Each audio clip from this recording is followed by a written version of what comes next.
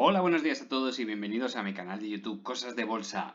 Hoy, por petición de dos suscriptores, vamos a ver BMW en el alemán y vamos a ver también Mastercard. Vamos a ver el Centis, vamos a comentar mi opinión de lo que le está pasando, que ya sabéis que no va a ser buena.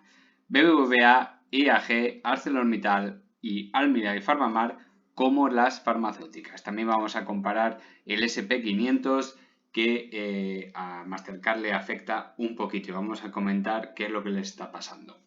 Pero antes de empezar con el vídeo, ya sabes, me gustaría pedirte que te suscribas al canal, aquí te dejo el botoncito rojo para hacerlo y si no lo ves, pues ponlo pantalla completa y horizontal que te sale seguro. Dale un like si te gusta este tipo de vídeos, que ayudas mucho al canal y activa la campanita para recibir las notificaciones de los próximos vídeos. Empezamos ya con BMW, estamos en el mercado alemán. Y vemos un comportamiento que desde el COVID, bueno, pues ha tenido una recuperación muy buena. En cuanto a largo plazo, estamos viendo, bueno, pues un Fibonacci, un retroceso de Fibonacci trazado al revés. Ya sabéis que yo lo hago así para saber hasta dónde podría tener un recorrido alcista esta acción. Y en el último impulso ha fallado. Es decir, teníamos un recorrido y si lo ponemos en logarítmico veríamos una cosa semejante, ¿de acuerdo? Hemos tenido un avance de Fibonacci y un fallo en la estructura.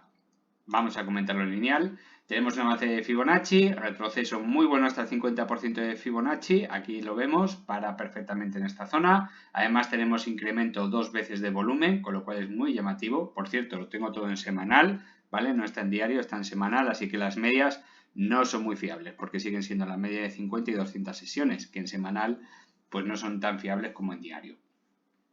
Una vez hecho este recorrido, fijaros que ya a partir del 2015 hasta el siguiente punto, que más o menos está en esta zona, 2021, continúa con una tendencia muy homogénea. ¿Esto es debido a unos malos resultados? No, es a unos resultados estancados. Es algo parecido a lo que le pasó a Enagas. Después de la pandemia nos viene un impulso alcista exageradamente elevado y fijaros, da mucha confianza al inversor porque supera los máximos anteriores y eso es un mal dato. Un mal dato porque romper los máximos anteriores da mucha confianza para la entrada de nuevos inversores, pero no le lleva a la cota que necesitamos, que sería los 113 euros, que es donde debería estar el 138,2. Con lo cual, ahora le vendrá una corrección y posiblemente baje hasta el 50% de Fibonacci, es decir, a los 47 euros. Y no es una broma, ahora que está a los 70. Así que BMW es una acción extremadamente lenta, que últimamente, y cuando digo últimamente estamos hablando de los últimos 10 años, solo nos da muy pequeño juego, un pequeño juego donde podemos aprovechar a comprar cuando se acerca al 50% de Fibonacci y empezar a pensar en vender cuando supera la cota de los 75 euros. Poco más podemos decir de BMW, porque se tratan de esas acciones donde ya llevan mucho tiempo en el mercado, la gente ha confiado mucha, se ha posicionado muchísimos inversores importantes y al final pues solo te deja ese pequeño juego. Se estancan los beneficios, buenos resultados, pero que estancados durante años y al final pues solo podemos movernos entre dos precios, poco más. En cambio en Mastercard, bueno, pues tenemos otro gráfico. Aquí lo tengo en mensual, lineal y mensual de largo plazo. Fijaros que no hay media de 200 sesiones porque no llega a cotizar durante 200 meses seguidos. Y fijaros la estructura, tremendamente alcista, ¿verdad? Y parece que ya empezamos a tener dudas. Abril 2020, aquí viene la primera crisis. Si no, hubiese sido pues prácticamente una línea recta. Muy buena recuperación del precio y fijaros, ahora ya empieza a dudar y está cabeza abajo. ¿Por qué traigo el SP500 a continuación? Pues porque si comparamos el gráfico, estamos viendo, en este caso, está en lineal también y en mensual. Estamos viendo como el precio de uno sigue al otro, es decir, Mastercard está siguiendo la cotización del SP500. Es decir, poco podemos hacer con el índice de Mastercard si no nos fijamos bien en el índice SP500. Y fijaros como ambos ahora mismo están un poquito por debajo de la media de 50 sesiones. Fijaros cómo la ha perforado y Mastercard también. Es decir, que sabiendo lo que le puede pasar al SP500 podemos intuir lo que le puede pasar a Mastercard, independientemente de los fundamentales, ¿de acuerdo? Estamos hablando del seguimiento técnico a su índice. Así que si lo que dicen algunos expertos es verdad, el SP500 todavía le queda bastante corrección y en el momento de crisis, fijaros que tengo el gráfico en lineal, Fijaros cómo el gráfico va a buscar la media de 200 sesiones en mensual. Fijaros, en mensual. Mirar ahora dónde están las medias, extremadamente separadas, tanto el precio como de las medias y de una media a la otra. Y todo esto con un descenso paulatino del volumen. Así que si tienen razón algunos analistas, que ya he visto a dos que lo han dicho, podría haber bajada incluso hasta los 2.500 puntos. Pero es que hay uno de ellos que dice que no descarta una bajada hasta los 1.900, 1.800 puntos, que ya es asegurar mucho, y estamos hablando de perforar la media de 200 sesiones con bastante recorrido de caída. Así que ese podría ser un futuro más que posible para Mastercard, una bajada bastante interesante por debajo de los 172 dólares. Atentos a Mastercard porque se puede poner muy interesante en los próximos meses. Lo repito, gráfico mensual, o sea que estamos hablando de aquí a principios y mediados del 2024, que no del 2023, no me estoy equivocando, para allá 2024. Ecentis, qué desgracia de acción, de verdad, después de llevar así prácticamente un mes sin cotización, ahora abre con unas caídas brutales, llegó a caer hasta un 35% en una sola sesión, con un volumen que está muy cerquita de superar los máximos históricos, muy cerquita si no los ha superado ya, Así que hay que tener muchísimo cuidado con Ecentis. Ya sabéis mi opinión sobre este tipo de acciones, donde, bueno, pues aquí los principales accionistas toman las decisiones por sí solos, toman las mejores decisiones para ellos, que no para las acciones, y luego te lo intentan vender, te ponen un lacito y te dicen que es lo mejor para la corporación. Y es mentira, es la mejor opción para ellos, que tiene que venir la CNMV a darles así una colleja y decirle, machote, te estás equivocando, por ahí no vayas, que eso es lo que tú quieres hacer no es legal. Bueno, pues este es el resumen de lo que pasa con este tipo de acciones. No solo de acciones, sino también de personas. Cuidado, es muy importante también saber quién dirige la empresa en la que tú quieres invertir. Es muy interesante esos datos, ¿de acuerdo? Hay ciertas cosas que yo siempre os aconsejo antes de meteros en una acción, que es investigar por los fundamentales de los últimos trimestres, que los fundamentales no vayan hacia abajo ni tampoco se congelen en el tiempo durante muchísimo tiempo, sino que poquito a poquito vayan creciendo. La evolución de su negocio, el mercado, cómo va en general, pero también la directiva. La directiva es muy importante. No es lo mismo tener personas de confianza que personas que, bueno, pues vienen de diferentes ámbitos, han estado en diferentes empresas, han metido la pata en muchas ocasiones y parece ser que no saben muy bien por dónde van los tiros. Pues suele ser peligroso y es uno de los problemas que tiene Centis, ¿verdad? Y con ello arrastra a todas las demás acciones en las que pueda estar pues el CEO o el principal accionista de esta empresa. Con esto me refiero al vídeo que hice ayer domingo sobre Audax, los resultados, si son buenos, si son malos y hasta dónde puede caer y la valoración de la empresa. Y la verdad, pues que deja muchísimo que desear. Y todo esto son por tejemanejes que hacen ellos para intentar sacar la máxima tajada posible y al final nos arrastran a todos a estas situaciones. Por eso este tipo de personas que dirigen ciertas empresas y este tipo de acciones que tienen muy poquito valor, es mejor olvidarse de ellas y no volverlas a tocar. Olvidarse de este tipo de empresas con crecimiento negativo, ¿verdad? Fijaros cómo trazamos en Fibonacci con un canal bajista y además decíamos, bueno, si pierde el 100% del impulso alcista anterior, tiene muy poquito recorrido y fijaros, ha perdido el 100% del canal alcista, se va al 138, pierde el 138, se va al 161, fijaros cómo se comporta aquí, perdón que me ha salido ahí un comentario. Pierde el 161, lo intenta, pero ya lo pierde y a partir de aquí ya ahora mismo está cotizando por debajo de él. Con lo cual, el siguiente camino lógico sería perder el 100% del impulso alcista, pero claro, eso lo sitúa en valores negativos. Con lo cual quiere decir que, bueno, pues va a estar sufriendo durante muchísimo tiempo, poquito a poquito va perdiendo valor, hasta, bueno, pues que haya un movimiento especulativo, que yo no sé hasta dónde podría llegar, hay un movimiento especulativo, se salgan la gente que más dinero tenga y al final pues se queden los pobres otra vez un poquito más abajo. Como ejemplo pongo día, si os vale la comparación, donde bueno, pues que si el negocio, que si no sé qué, que si pierde un trimestre, que al siguiente sigue perdiendo, mientras se siga perdiendo dinero no hay nada que hacer, la cotización hacia abajo.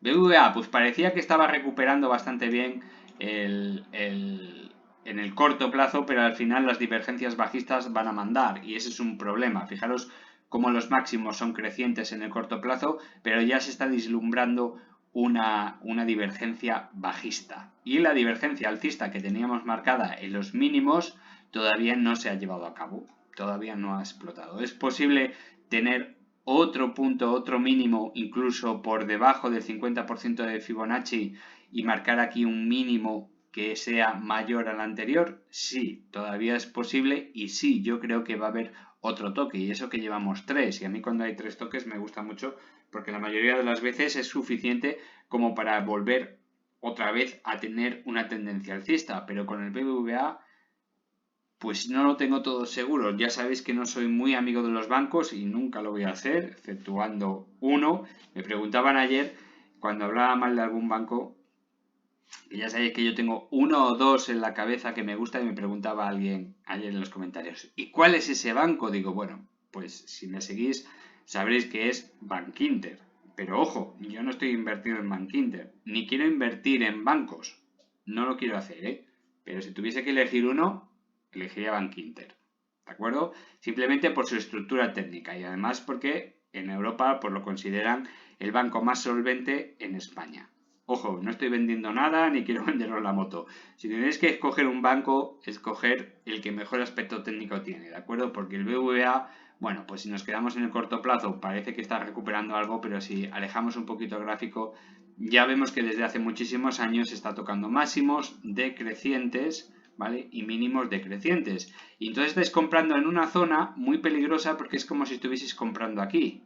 Y después vienen las caídas profundas y todos nos arrepentimos de no haber esperado una corrección anterior. Así que tener mucha paciencia con el BBVA porque es posible que a pesar de los buenos resultados tengan una corrección bastante profunda debido a la crisis que nos puede venir encima. Así que ya sabéis cuál puede ser el futuro de BBVA, el posible futuro. IAG, como decíamos el otro día, era muy importante, muy importante no dormir por debajo del canal bajista, ¿vale? Que yo me puedo, pues, haber equivocado un poquito al marcar el canal bajista y puede ser un poquito arriba, un poquito abajo.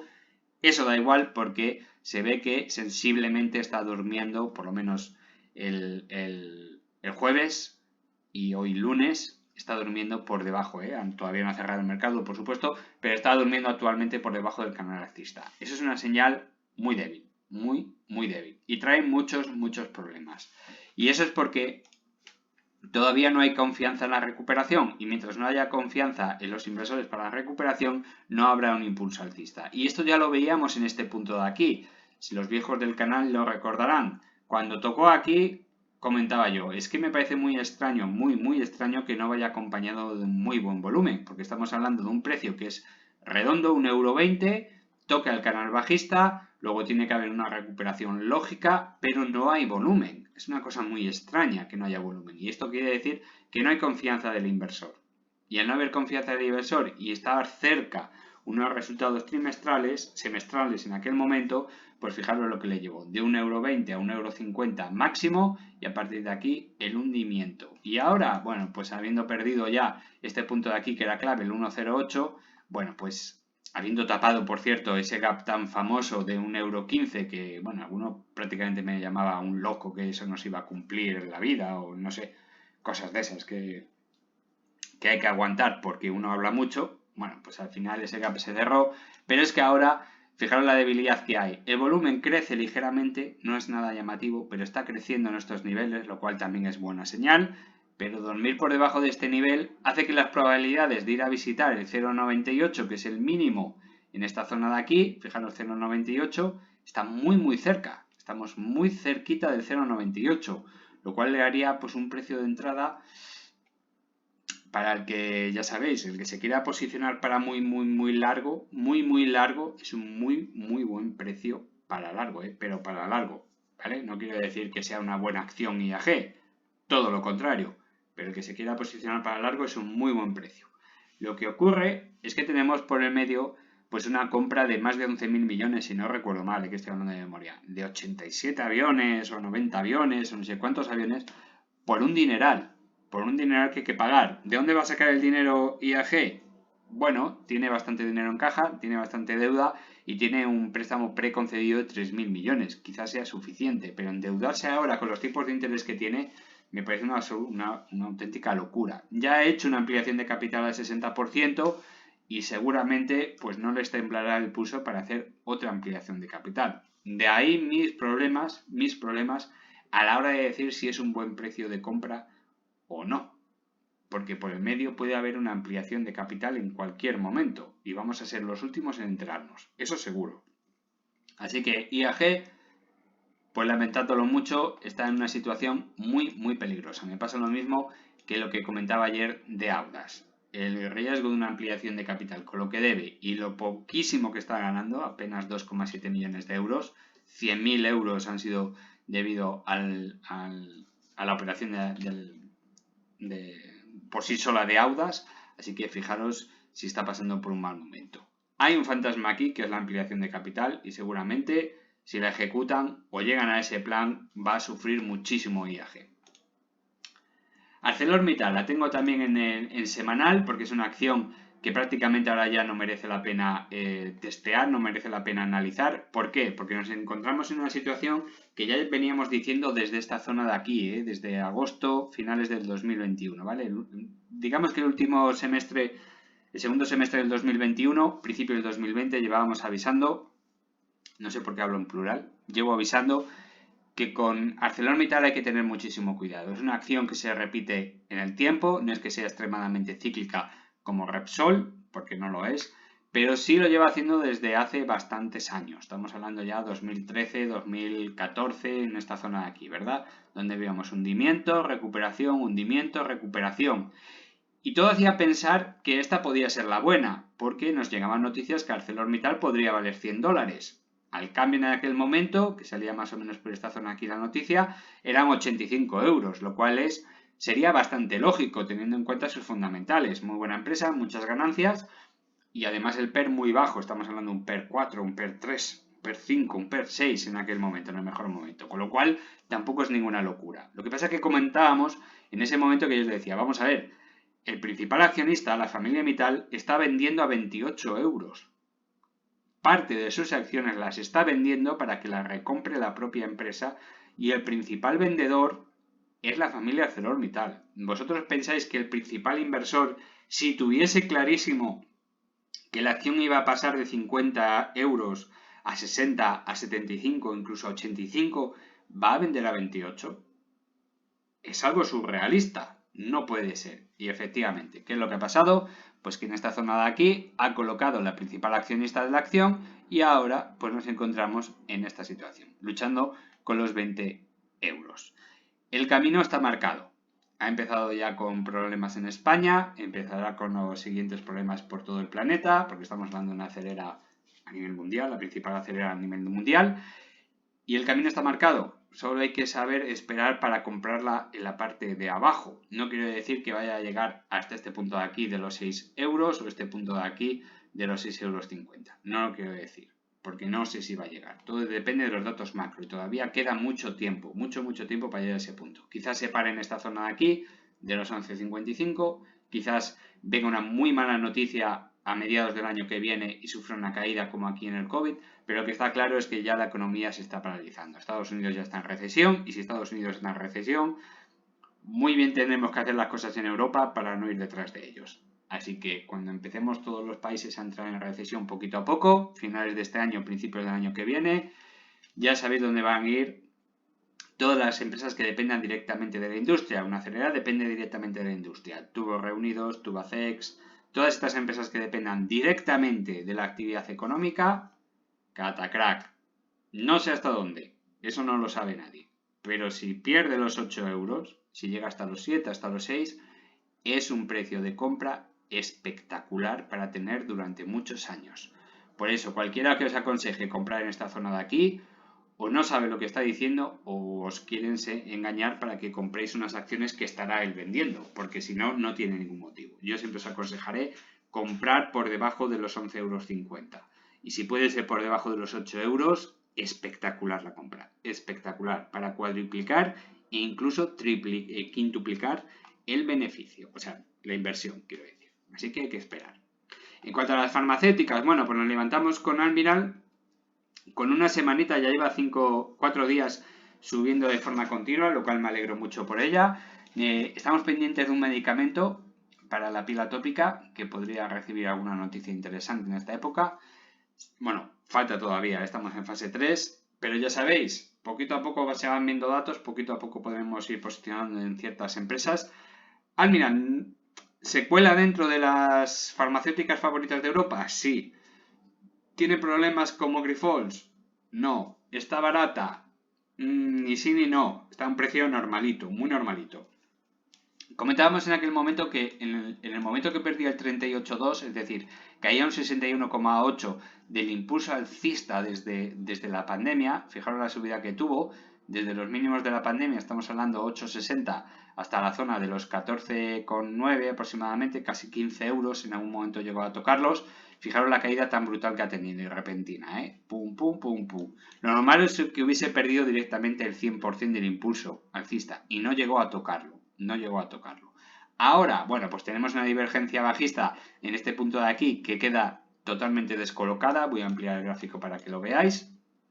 Estos serían los 3 mínimos consecutivos con 3 mínimos consecutivos crecientes en el MAC, pero queda totalmente deslegitimizada porque en el siguiente punto ya vemos que no es capaz de mantener los mínimos crecientes, sino que se mantienen estables. Y no se pueden dar dos divergencias a la vez, ¿vale? No se puede dar una divergencia de clase A, como esta de aquí, y una de clase B aquí, porque pierde todo el significado. Con lo cual, simplemente ahora hay que esperar a ver qué es lo que hace. Está en la zona, muy importante, siempre digo lo mismo, está en una zona entre las dos medias. ¿Significa esto que va a ser una subida libre? No, depende de lo que esté haciendo en esta zona. Siempre que hay una bajada y el precio se aleja de las dos medias, y las dos medias están alejadas entre sí, siempre suele haber un rebote ilógico hasta la zona intermedia. Como mucho, hasta la media de 200 sesiones. Pero hasta aquí prácticamente está asegurado. Y fijaros, lo ha cumplido. Dejando gap por el camino. Peligrosos, porque tendrá que taparlos. Además, no hay volumen. Los tapará dentro de poco. Una semana, 2, como si son 2 meses. Pero los tapará. Con lo cual, Almirall no ha dicho su última palabra. Seguramente seguirán poquito a poco las caídas hasta que veamos los resultados del tercer trimestre y cuarto trimestre, así como el ensayo, a ver a dónde llega ese ensayo para el medicamento de piel atópica, que seguramente le dará unos muy buenos ingresos en Europa, pero todavía falta bastante. Y en cuanto a Farmamar, fijaros que lo tengo en semanal, tenemos unas muy buenas subidas hoy. Voy a poner el diario porque así lo veréis. Ahí lo tenemos. Tenemos un gráfico claramente descendente una vez que ya ha perdido el soporte ilógico que estaba formando allá por los 57 euros, un soporte que, bueno, no valía absolutamente para nada, lo ha perdido con muchísima facilidad. El soporte claro era esta línea de tendencia alcista que lo perdió los días posteriores a la presentación de resultados, esos resultados ficticios, los pierde, hizo un daño terrible y luego ya no es capaz de superarlo. En el momento en el cual ya no es capaz de meterse dentro de esta triangulación, pues solo nos queda un caminito, ¿verdad? Y aquí es cuando yo os dije, bueno, yo tengo orden puesta en 52 y en 48, que alguno me ha preguntado por qué los precios redondos, me gustan esos dos precios, son redondos y me aclaran muchísimo las cuentas futuras. En cambio hoy, bueno, pues estamos viendo un pequeño incremento de volumen desde la semana pasada, tampoco es nada llamativo, y hoy estamos viendo una vela roja, una vela verde, que tampoco es para tirar cohetes. Estamos viendo una vela que abre en 53.40 y va ahora por 55.34. O sea, está prácticamente 2 euros. Pero 2 euros es una subida de 4%, que ya está bien, ¿eh? Que ya está bien. Pero tampoco es una cosa tremenda, ¿no? Hemos visto subidas mucho más potentes, como esta de 68 hasta los 73. Así que tampoco es una cosa tan tremenda la de hoy. Nada, pues falta lo mismo, a esperar. Tenemos muy buenos datos, tenemos muy buenos estudios, simplemente falta confirmarlos. Y como decían en PC Bolsa, la visita de gente con turbantes, que también es muy importante. Me ha hecho mucha gracia esa visita de la semana pasada, que ha hecho mucha ilusión a la gente. Me alegro un montón que la gente se ilusione por esas cosas. Ya veremos dónde termina eso. Ojalá tuviésemos un inversor con esa cantidad de dinero, ¿no? De gente que lleva turbante. Pero bueno, está bien saberlo. Ya veremos, yo lo que estoy deseando es ver los resultados del tercer trimestre para echarme unas risas y luego ya me pondré serio con los resultados cuando vea los resultados de Jazz, que son los que me interesan, porque mientras me sigan presentando los resultados antes que los de Jazz, no sirve absolutamente para nada, porque son resultados ficticios. Los hemos visto en el primer semestre, que tenían que habérselo tomado con muchísima seriedad, ¿eh? A mí eso me duele. Los resultados semestrales y anuales son obligatorios, pero es que además hay que tomárselos con mucha seriedad. Nada de hacer el daño que hicieron aquí. Aquí hicieron muchísimo daño con datos falsos. Y eso sí que no se puede hacer. Ya veremos los de tercer trimestre, que aquí sí que no están obligados a presentarlos por ley. Pero bueno, yo me esperaré los de Jazz. Estoy deseando ver un crecimiento de las ventas de Cecelca en torno al 12-15%, que me alegrará un montón. Porque eso quiere decir que vamos por el muy buen camino. Por el muy buen camino. Con una subida del 7 a 9%, me contento igualmente porque eso quiere decir que vamos dentro de la media lógica en cuanto a las ventas esperadas por Cepcelca. ¿Qué es más? Pues un alegrón. ¿Que se va a ver reflejado en la cotización? Pues ya te digo yo que no se va a ver reflejado en la cotización porque así llevamos un año y medio. Un año y medio. Simplemente hay que esperar, estar bien posicionado, el que pueda baje su media, que esté convencido que es una buena acción y que espera un futuro bastante prometedor, pero aquí hay que tener una paciencia infinita con esta gente. Y el que no me crea, que se ponga la cotización de Solaria en el 2018, como pasó exactamente lo mismo. A 3 euros, a 4, a 5 euros, y venga palos, y venga para arriba, y venga palos, y otra vez palos, y venga palos, hasta que explotó y llegó a 30 euros. ¿Vale? Poneros el gráfico de Solaria en el 2018 hasta el 2022 y veréis cómo hay cierta similitud de lo que está pasando en esta acción. Simplemente hay que tener una paciencia infinita. Por cierto, se me olvidaba comentaros algo del SP500 que me parece muy importante, y es aquellos que os guste meteros en fondos indexados, no es el momento, por supuesto que no. Por supuesto que no. Hay que esperar, pero eso sí, si se confirman las noticias de una bajada hasta 2.500 puntos, incluso en el peor de los casos hasta 1.800 puntos, una entrada en fondos indexados con el SP500 es una opción lógica y muy buena, ¿eh? Estamos hablando de fondos indexados a SP500 a 10, 15 y 20 años, ¿eh?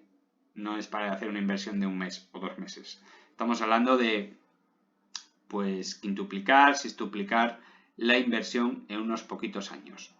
Para aquellos que no os guste tanto el riesgo con las acciones y no os gustan más los fondos de inversión, que siguen siendo igual de peligrosos que cualquier otra acción, pero bueno, estamos indexados a un SP500 que si comprados a 1.800 puntos es una compra maravillosa. Bueno, pues hasta aquí el vídeo de hoy. Si te ha gustado, dale un like, comparte en tus redes sociales y activa la campanita que me haces un gran favor. Un saludo a todos, chao.